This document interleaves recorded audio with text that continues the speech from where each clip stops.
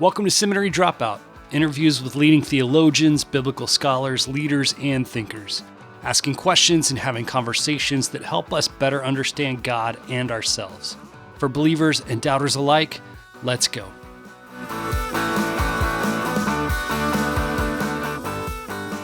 My guest today is Dr. Beth Felker Jones. Dr. Jones, welcome to the podcast. Thanks for being here. Thanks. Glad to be with you. Why don't you tell us a little bit about yourself for those who don't know? Sure thing. So I'm Dr. Beth Jones. The Felker is there in print, so it makes it easier to Google me. Also my maiden name.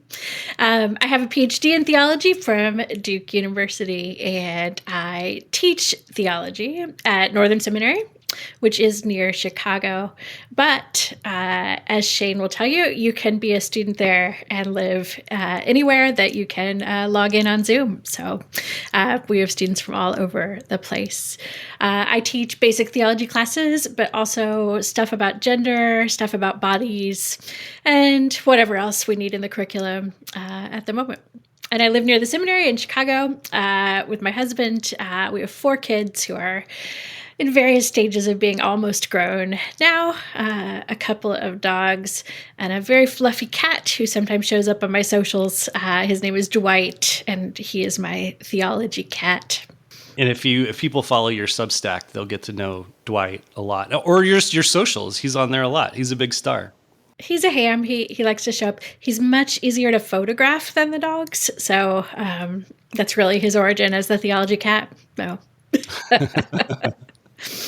I was just thinking this. You were actually the first, how do I say this? You're the first of my seminary professors that I've interviewed while being enrolled. So, that's fun. Yeah. You know, I had Matt Bates on a long time ago before I was at Northern and a few, Nijay and all those. But so this is really fun for me. Fun for me too. Yeah. I'm so glad you're at Northern now, and great colleagues, right? Oh my gosh. It's so great. I love it so much. And I was thinking about this, Dr. Jones. Me too. I was, I think I made it to my 3rd quarter at Northern before I had a male professor at Northern, which I think is amazing. Right? Yeah. Well played. Yeah. I know. Well, and I can't tell you how often someone tells me I'm the first female professor they've ever had, especially in theology or religion. So, yeah. Which is like, sad and beautiful at the same time, right? Mm-hmm. You were... I've taken, except for my first quarter, I've taken 2 classes at a time. But that first one, I was kind of like, I'm going to dip my toes into this and make sure it's not overwhelming and just going to do one at a time. But yours was my very first class, Theology 1. And I couldn't think of a better intro into, seminary itself, but also Northern. It was just a wonderful experience. And I've become really good friends with some of the people in that first class as well that we still keep in touch with. So still got those text threads going and stuff like that. That does my heart good. I hope those text threads are going so you all can keep supporting each other. Oh. It's been amazing. I did not expect that. I thought, especially, being a distance person, this is going to be it's not going to be a traditional experience. And of course it's not in a lot of ways, but making friends with my classmates was really a bit of beautiful surprise. I love it. So, I'm doing a little partnership with seminary now, and as soon as that came about, I thought, I want to interview Dr. Jones because I've wanted to have you on for a really long time. This podcast is so far from regular at this point. It's whenever I have a moment to interview someone. So you've been on the list for a long time that I've really wanted to talk to. And I started digging into the Seminary Now library. I thought you might have a few classes, but you have one up. That is... There's another appearing soon, but yeah. There is? Okay, I was going to ask about that. So, because, there's a lot that would be great to hear from you from. And so, but the one that's on now is, and I don't even know the proper title of it. What is it like? I believe Christian it's Theology called, Faithful, a Christian Theology of Sex. Or maybe it's just called a Christian Theology of Sex. It's about sex in any case. Yes. So... I have a feeling that although you're PhD thesis wasn't directly about sexuality. It's my understanding. It was about the body, right? That's So I right. would assume that that really informed a lot of what came from this and your subsequent book. Yeah, I mean, the body has been central to what I've been interested in theologically since my graduate work and my dissertation. And sort of naively, I think I didn't expect that to necessarily lead into teaching or writing about sex. But of course, it naturally does. And a few years back now, a colleague asked me if I would write this little book about a theology of sex, and the seminary now course is based on that book. So. Yeah, that's what I figured. So I took the course myself, and one of the things, I think the first thing that I noticed was that your starting point is that sex is good and that all the positive things that come from it. And I think that especially those that grew up in church, like that was not the starting point of talking about sex. Why did you think that that was important? Yeah. So I think this book really was shaped by my years of undergraduate teaching. It might be shaped differently now that I teach primarily at the seminary level, but I've had lots and lots of conversations with mostly grew up in church young people about sex. And a lot of them have hangups, right? They think sex is kind of dirty and disgusting and gross and evil and scary. And whether they're actively engaged in such activities or not, they often have a lot of shame attached. But also theologically speaking, right? All that God has made is good.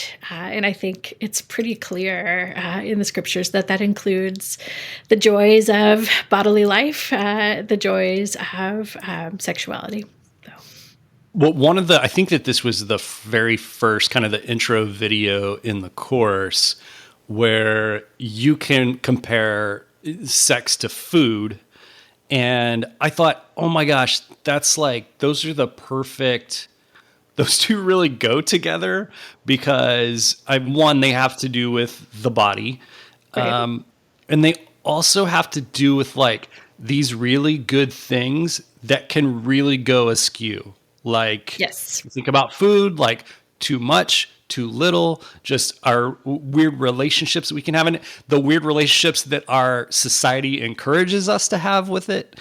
And those two are the perfect pair to talk together. And I imagine that those also are things that have to do with the body as well.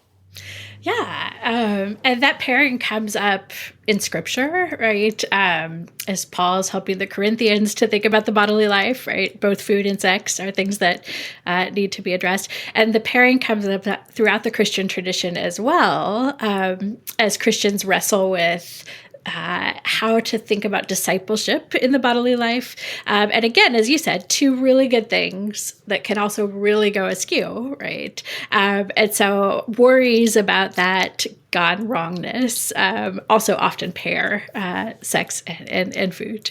The comparison I want to make, though, in the book and in the course is how little I think we pair these things, at least in a certain way in our culture, in that we're quite careful about food. At least we think we ought to be, even if we're not often, right? We worry about a good diet, healthy eating, et cetera, et cetera.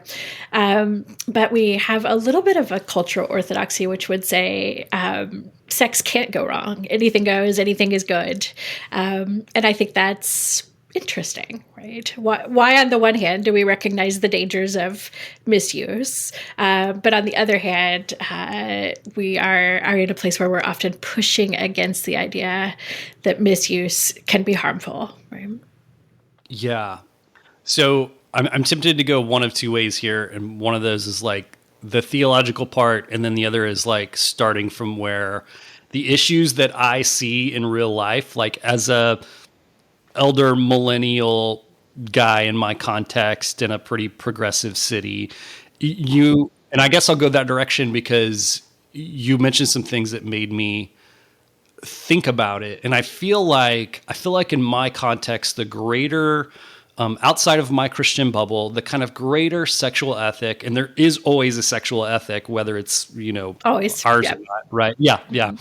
I would say it's consent, and it's a bar of consent, and with and if consent is there, then it is good and right, and if it's not, it's not, and that's the bar, and that's the only bar.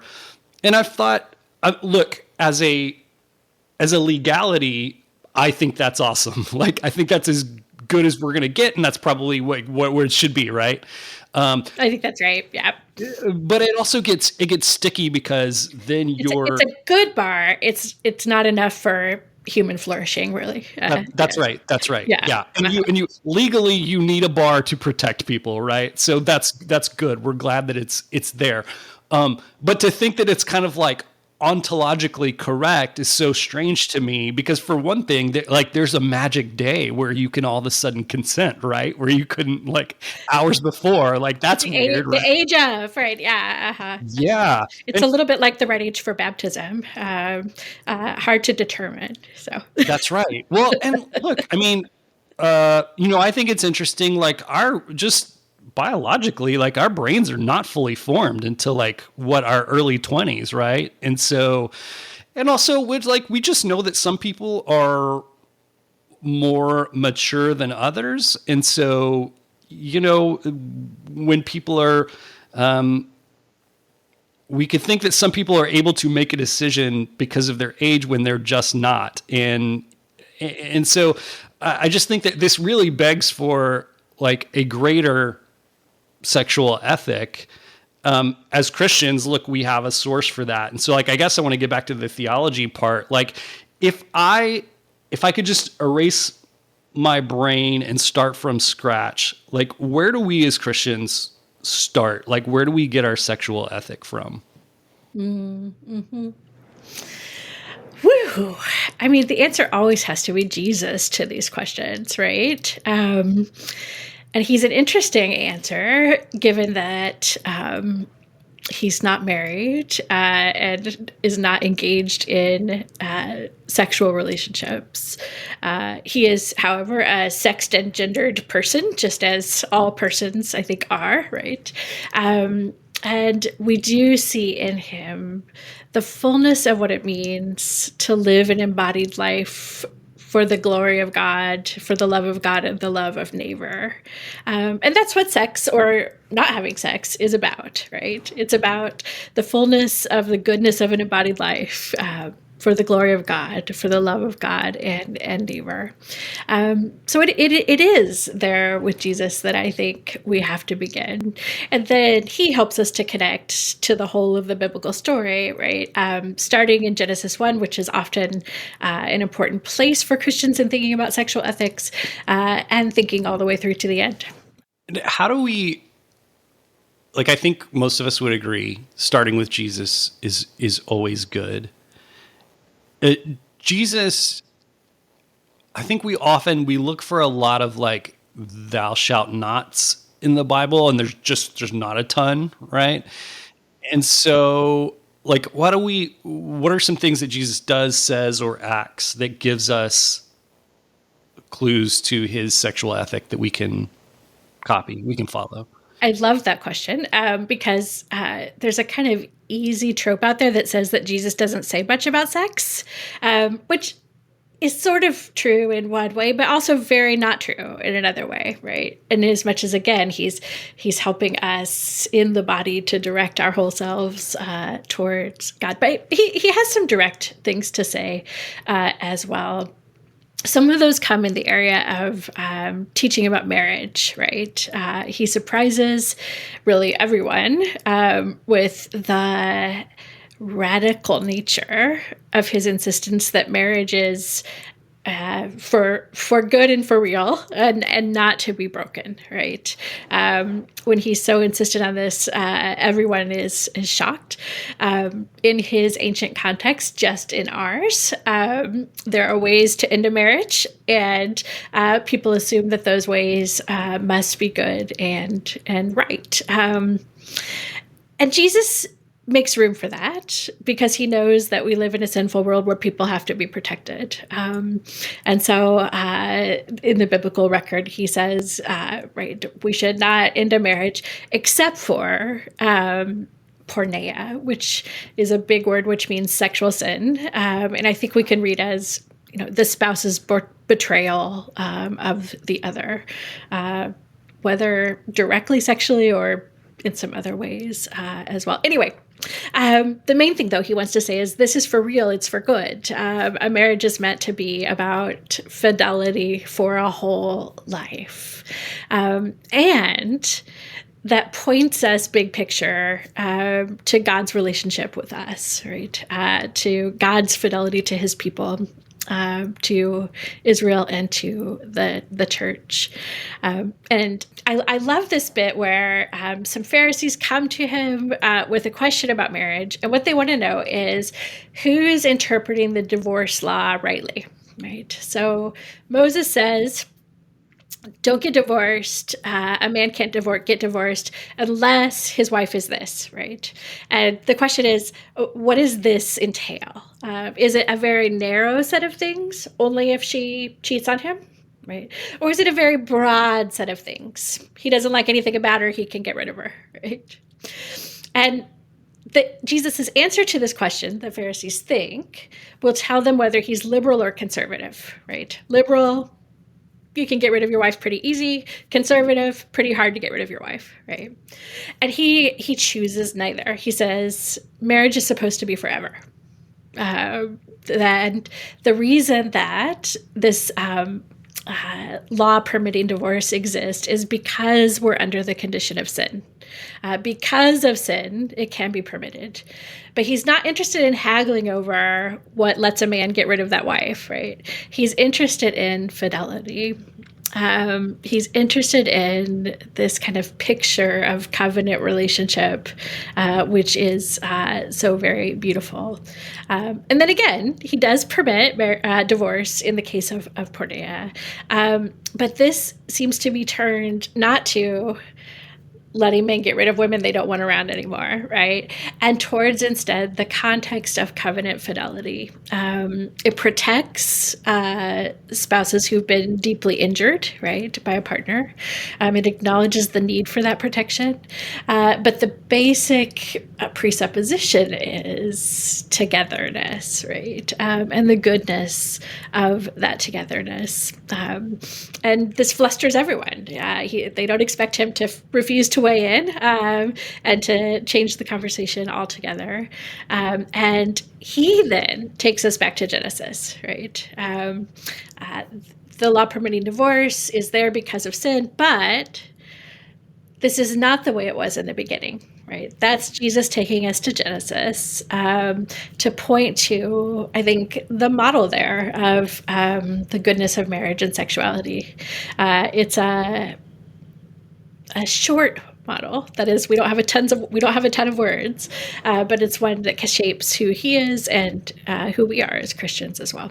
That's really helpful. I don't want to spend a lot of time in a conversation about sexuality talking about divorce, but that did make me think of some stuff. It always makes me think of in The Blue Parakeet, Scott McKnight talks about how people have conversations about women in ministry by starting with the prohibitions, and he says it's like talking about a conversation about Christian marriage by starting with the divorce, right? Here we are doing that, right? Just hilariously or sadly, the biblical interpretation we tend to do here looks just like the Pharisees, right? So the Pharisees are looking at Deuteronomy and saying, what exactly is the condition for divorce? And that's almost the whole conversation about Jesus saying, don't get divorced except for porneia. A whole ton of what exactly does this mean? Is this allowed? Is that allowed? No, yes, what, right? Instead, again, of focusing it on that big picture portrait of covenant fidelity he's giving us, together again with protection for the injured, for the vulnerable. Yeah.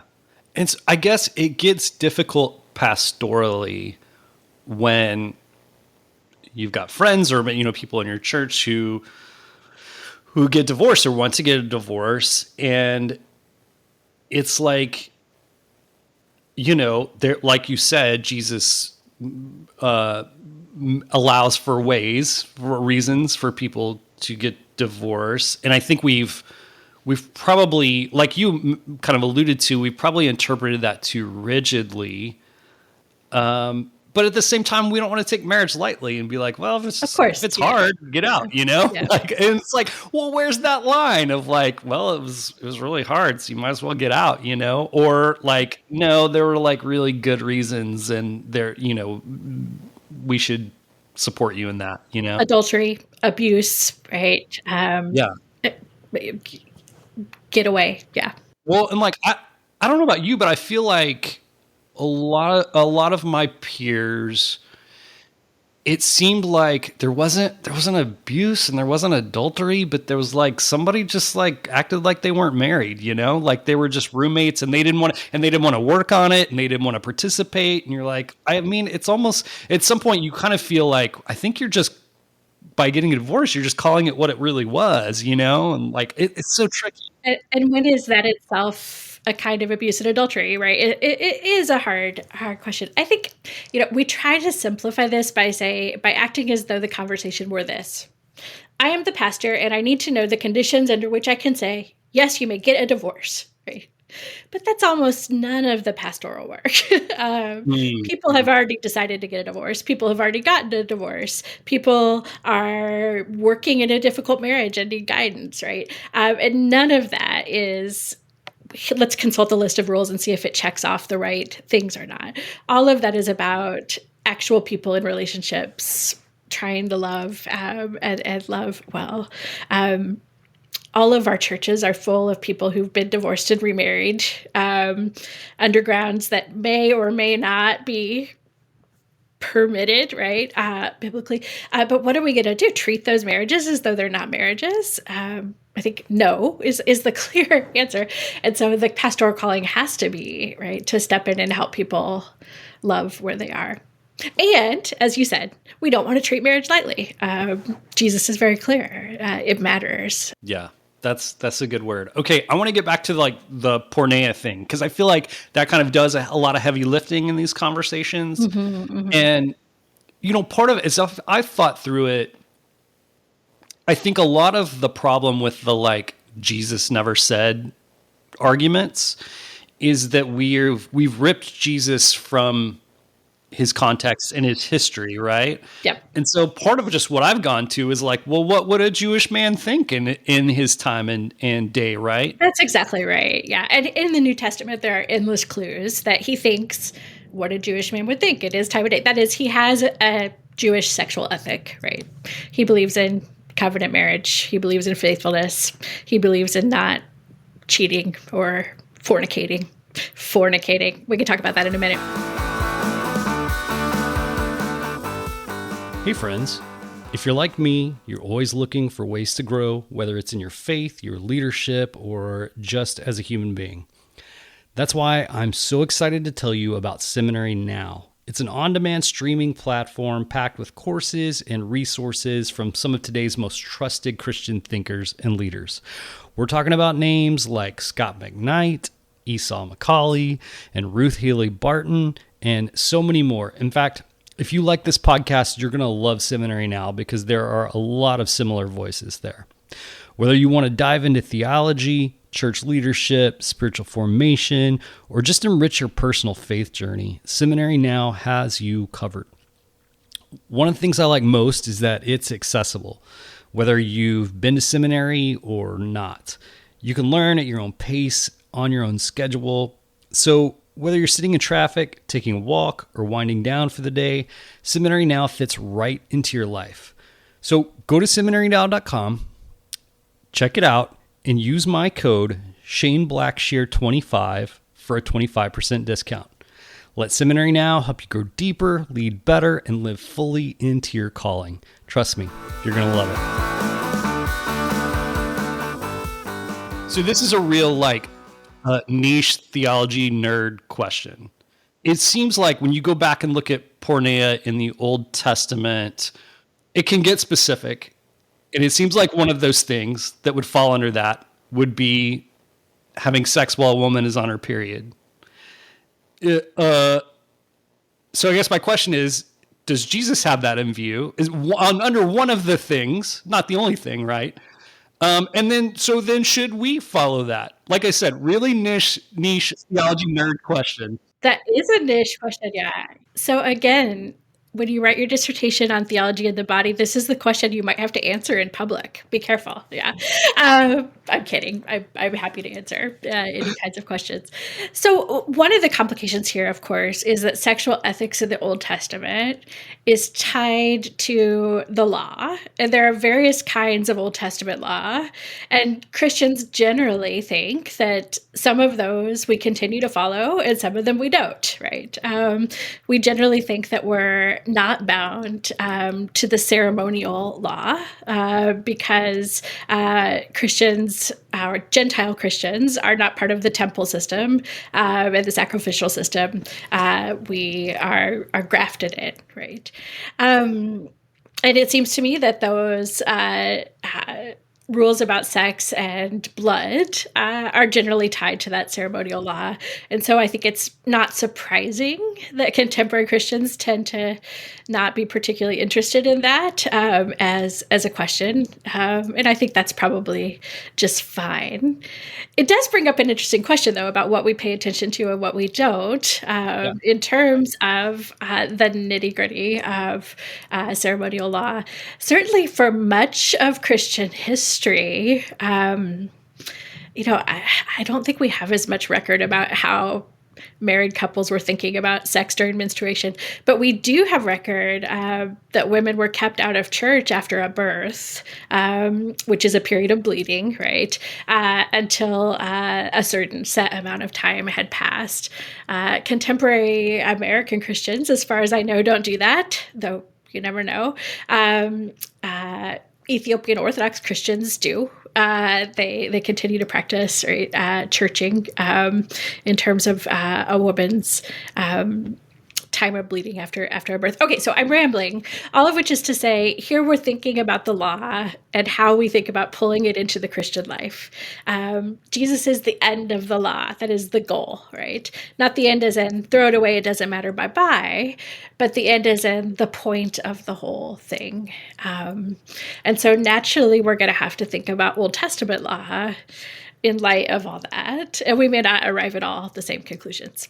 I'll just say one more thing, and then maybe you can see if you want me to say more. But sometimes these laws to us about women not having sex while menstruating or not having sex after a childbirth, sometimes those might seem to us to be prudish, right, or anti-sex.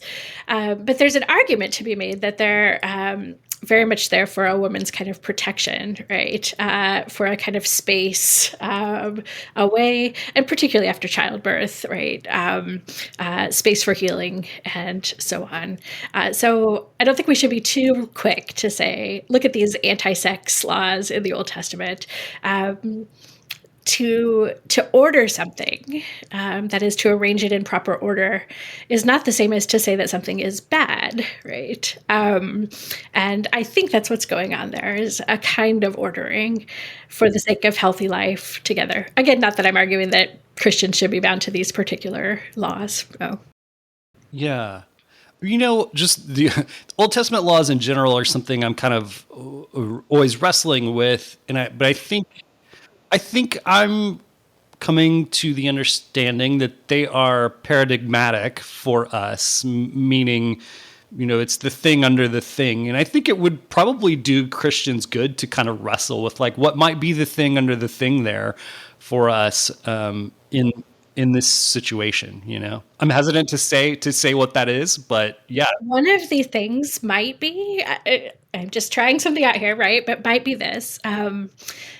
Many Christians in the U.S. today, in an effort to reclaim sex as a good thing, right, try to do that reclaiming by erasing all boundaries and borders, right?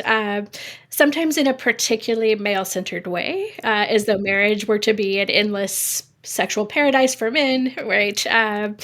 And perhaps this kind of law is there to say that's not really the whole point, right?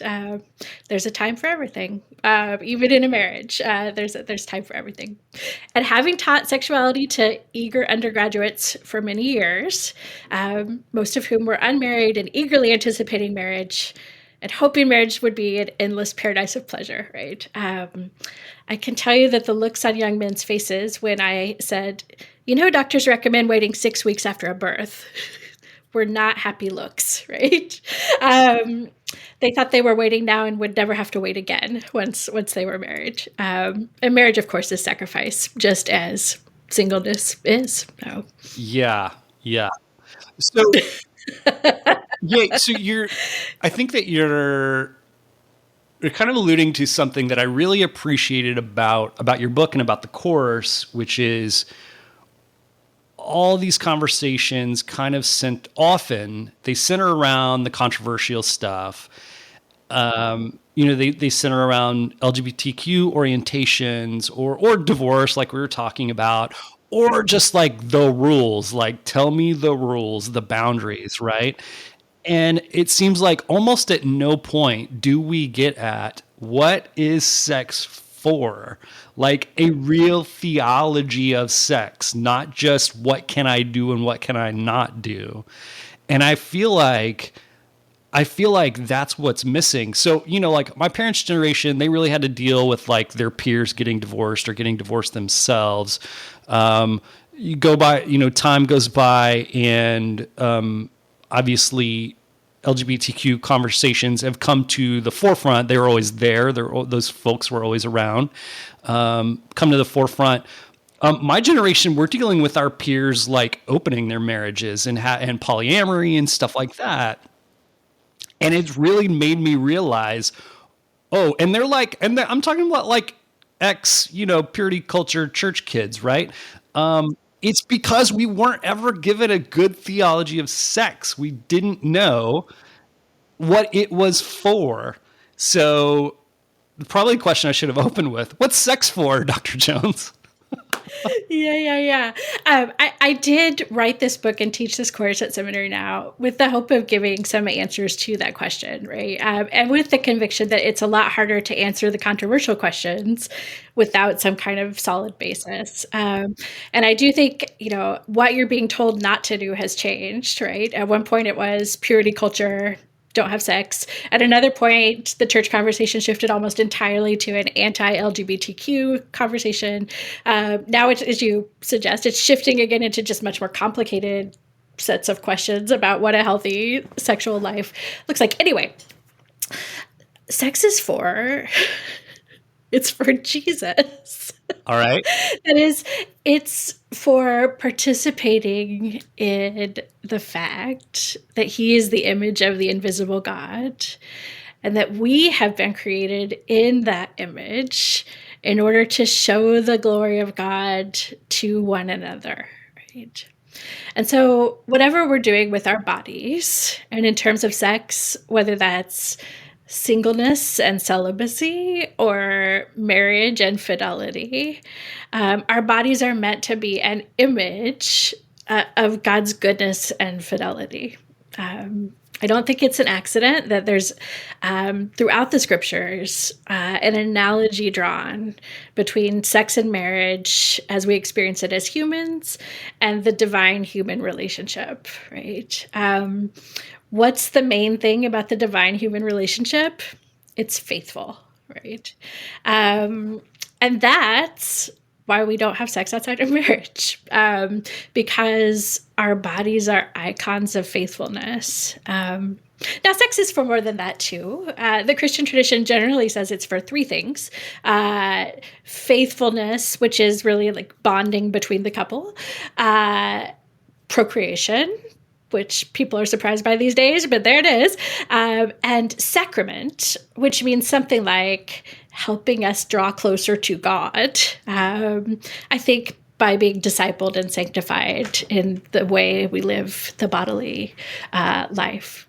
Pleasure, too, I think, is part of that faithfulness, right? Which draws a couple together. But big picture, I think sex is about being an emblem of who Jesus is, an emblem of his faithfulness. In a world where faithfulness is often hard to see, what a gift to be able to see it lived out in the bodily lives of Christians. Well, I think that really reframes things, because if it's about Jesus, it's about faithfulness to Jesus and being an emblem of Jesus. I think that's the word you use, which I really like. I think that has implications for what sex looks like, even between in a covenant marriage relationship.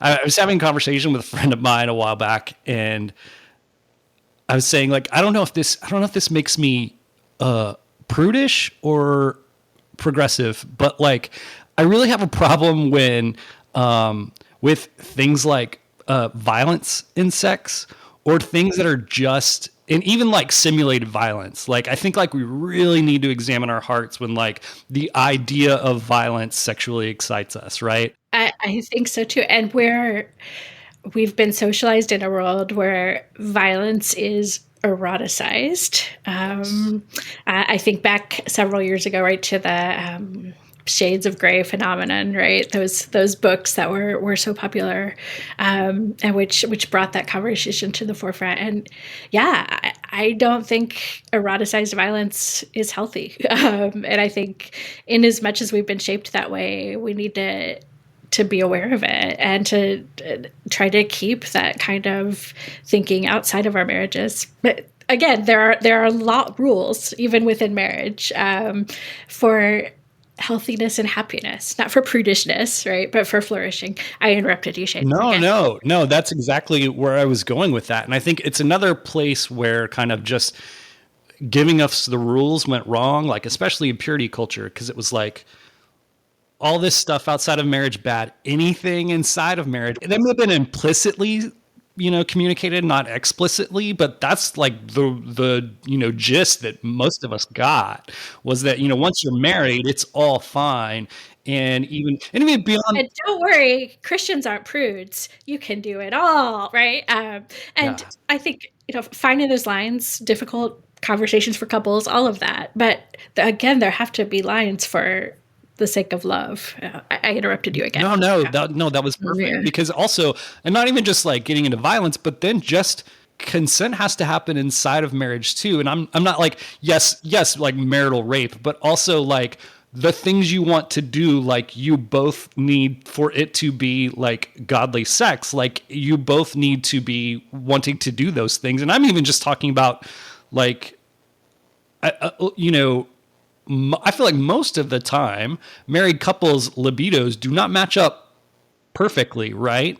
And so, I think that's the story I hear. Yep. yeah, right. And I think traditionally, like the way we've handled that was like, well, generally, woman, you're going to need to do this more often than you want, but it's never the opposite. It's never like, man, you're going to need to put your desires aside, or, whatever aside, and, practice mutual submission. Right. And so I think there's a lot of like basically unexplored. I know there are people that talk about this, obviously, but it's not been this has been like a real kind of side conversation that we have in the conversation of sexuality, which right. probably not married don't, married do, but really we need to talk about flourishing. That's right. And it's probably more something that the majority of the population would need to deal with, right? And wrestle with. Absolutely. And I think, God's good intention for us in marriage is consensus in our sexual life, right? Not just consent, but consensus, togetherness, mutual wanting, and mutual desire. And that does require communication about, are we both happy with this or that, right? And not just do whatever your husband wants so he'll be satisfied, right? And even that narrative is very dangerous. It may be more common that men have more desire than women, but it certainly can go the other way, right? And then you have men feeling ashamed because men are supposed to want it all the time. And what if they don't? And I mean, there's all kinds of conversations we're just not allowed to have because of these assumed gender roles. And we need to be able to have. Desire ebbs and flows, right? For all kinds of reasons in a long, healthy marriage. And you have to be able to talk about that as well. Yeah, that's right. And I think that just talking about it is a really hard thing, even sometimes within marriage. I really have this conviction that like whatever someone is into, they should be able to bring that to their spouse. Now they can and should have a separate conversation whether that thing's good for them or not, right? But we should be able to put it all on the table and say, here's where it is, And then we can have that conversation of like, well, is that God honoring? And does that bring, is that what we're talking about here? Like godly sex? I need a different term for that. What healthy, happy? Sure. Yeah. I like that. I like healthy and happy. Yeah. That's good. Which are things God wants for us. And I think it's important to say here too, in this age of ubiquitous pornography, that there are scripts that come from pornography, which are about violence and patriarchy and doing sex acts that may not feel healthy and happy for everyone. And because of those scripts getting into the heads of so many people, it's going to be all the more important in marriages for people to be able to talk about what they do and don't want and why. And not importing scripts from pornography is, I think, a good rule of thumb. Yeah, I think we could spend a whole hour talking about that. Like, I am just worried about like the effects of the proliferation of pornography on society. Hugely, yeah. It's like, I just feel like we're in the midst of a train wreck, but like, I feel like it's just going to get worse when you've got, goodness, like you've got like middle school and junior high kids who are addicted to hardcore pornography. Like, this is not going to end well. Yeah. I just saw a study, interviews with sexually active single 20s, right? Of how many people are encountering dates who want to strangle them. Yeah. Right. Yeah. That is coming straight from porn. It wasn't something that most people were encountering 20 years ago. I'm not saying it never happened, but the high rise of this, right, idea and behavior is straight from porn, and it's harmful in all kinds of ways. Yeah. Yeah. Well, and the people are conditioning themselves for that to be the bar of arousal. Like, to be aroused, I have to do that X and Y. Like, oh my gosh, it's so dangerous in so many different ways. Or for that to be something one has to agree to, right, in order to be not a prude. Yeah, right. Oh my gosh. Yeah. Oh, just so disastrous. I wanted to talk with you about just maleness and femaleness, and that's something that you bring up early on in the Seminary Now course. And boy, I have to say, like, I don't have gender dysphoria or anything like that, but I've really wrestled with like a theology of like, other than the biological part, like what is maleness and femaleness? And it gets so tricky because once you try to define that, then you're like, well, anybody who doesn't match that is not being male or female, right? And like, I just feel like we don't have a lot of good, robust theology about that. I suspect that trying to define it beyond the biological actually creates a lot of gender dysphoria. Oh, that's interesting. We try to define these very narrow boxes, right? And I think the boxes should be, in fact, quite broad. I'm not even sure we need a beyond the biological, right? God made us male and female. That means there's bodily differentiation, and that's good. I don't think we have to go on to say, and boys like football and girls like sewing, right? It's not only not a requirement, but it can then be limiting in a way that suggests that maleness and femaleness is not good, right, or not enough, and has to be played out according to cultural scripts, which may just be not fitting for everybody, right? Maybe a lot of guys like football, but some don't, and that's fine. But they may be more than not fitting. They might be actually harmful. If you don't like football, you're not the right kind of man. You're not a good man, right? I'm being kind of silly here, but then we have all kinds of problems, emerging. So Yeah. maybe bodies are enough. Yeah, I think that that's really helpful. Maybe bodies are enough. I do wish there were conversations about like, okay, generally men have, it's like something crazy, 10 to 20%, 10 to 20 times the testosterone in their bodies that women have. Bodies are enough is a really complicated thing to say, right? It's not just, oh, we have two kinds of genitals. It's every dimension probably of our lives, like testosterone. Go on. Yeah. Well, I was just going to say I think there's like okay, so there's like two conversations. One's like, okay, man, you've got more testosterone, so you need to act and behave this way, right?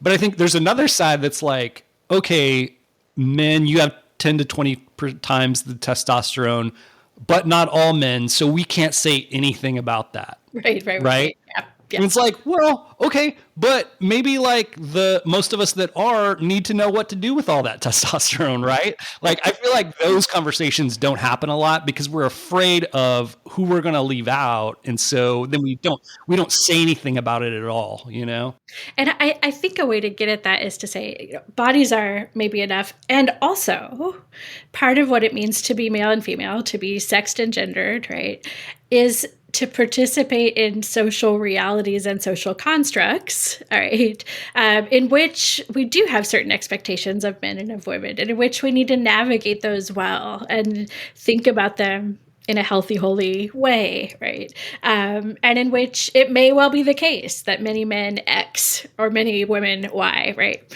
I didn't mean to use chromosome numbers there. I was just using variables, and that is something we have to deal with socially, even if it isn't true of every single man or every single woman. And I think part of our conversation about gender right now is so individualistic, right? To the point where, right, you hear people suggest that there are as many genders as there are people.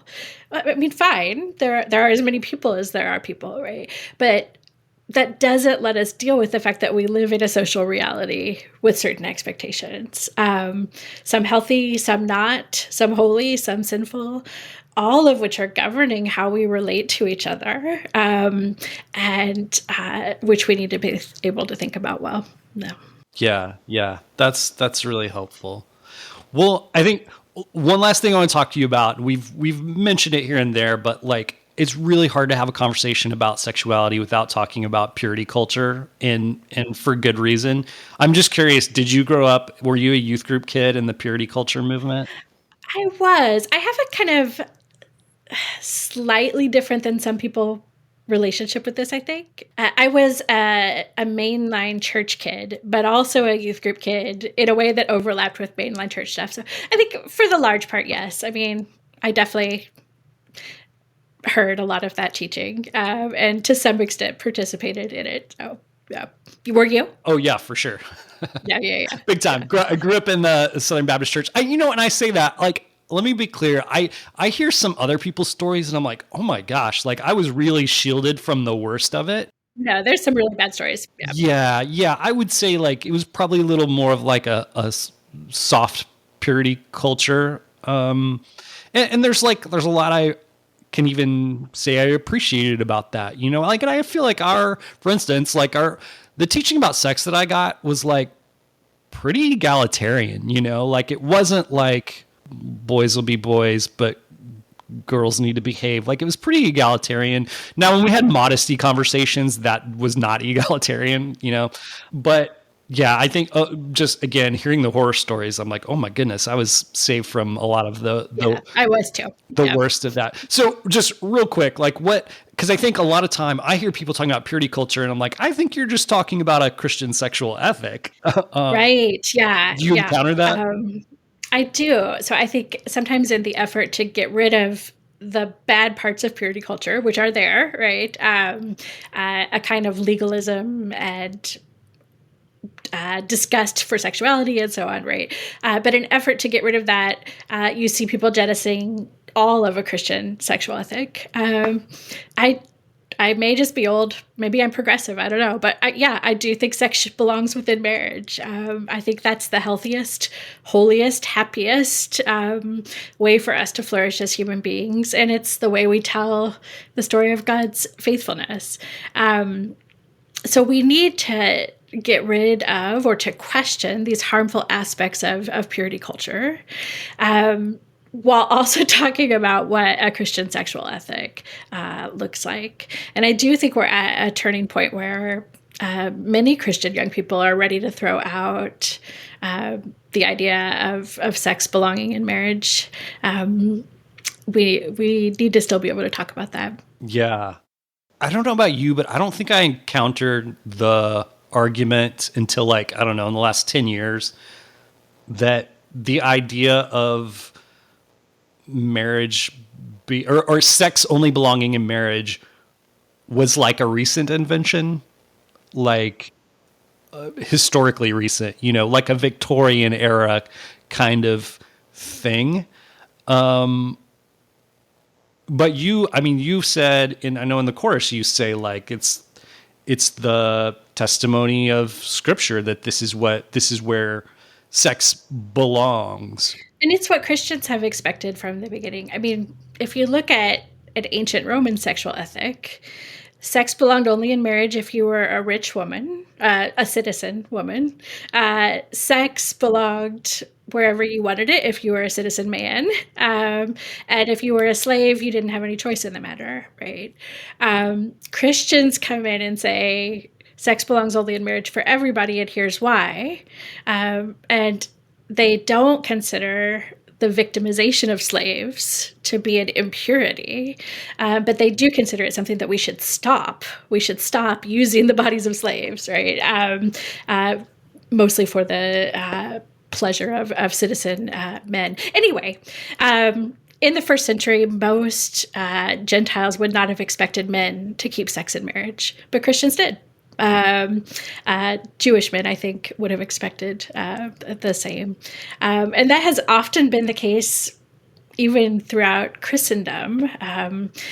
These rules have been applied more to women than to men because they've been more about assuring paternity than they have been about holiness, right? But Christians want to say, no, the rules, and as much as they're rules, are about holiness, and they're for all of us. So the fact that sexual ethics are for men is, I think, one of the most radical things the New Testament says. Yeah, right. Because both Jesus and Paul really seem to hammer that home, that like the men too is kind of their... Yeah.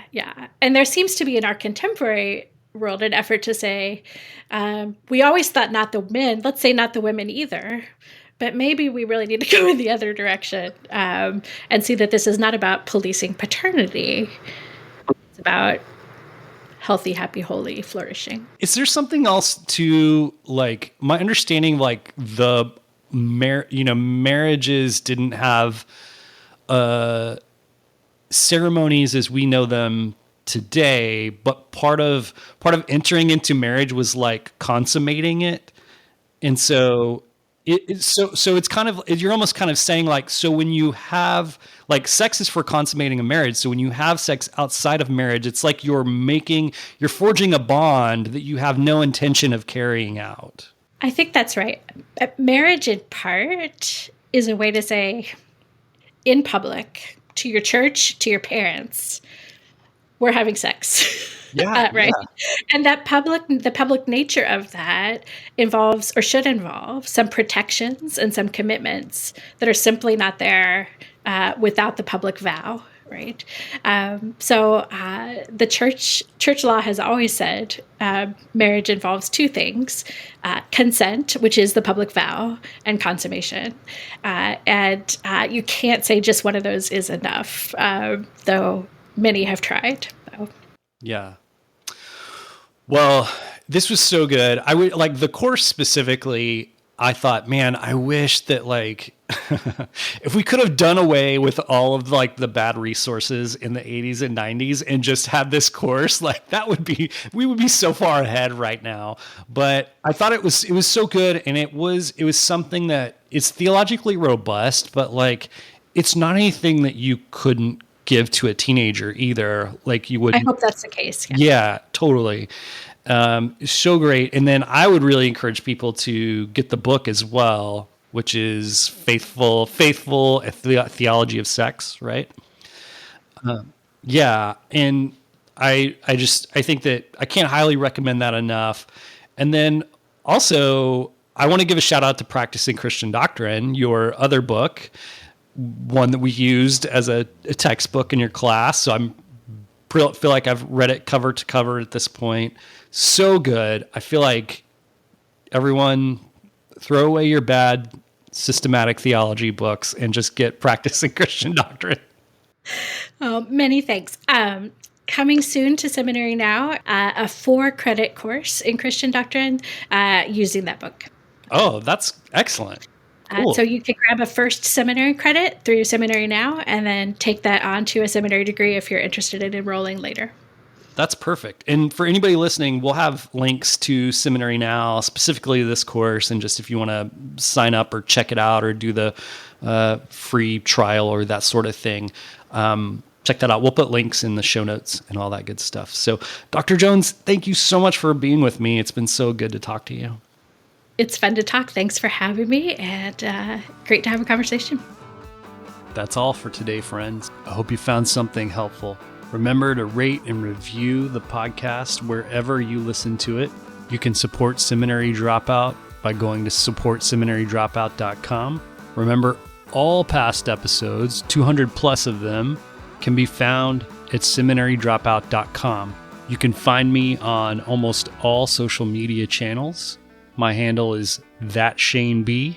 All right, friends, we'll see you next time.